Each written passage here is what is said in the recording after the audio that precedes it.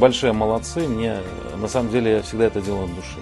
Потому что сам с многодетной семьи, знаю, как это все непросто воспитывать деток, сколько сложностей возникает, особенно когда они болеют, как мама переживает, папа переживает и так далее. Поэтому вы постарайтесь, чтобы детки были здоровые, надо, чтобы спортом занимались. Все воспоминания в детстве идут от родителей.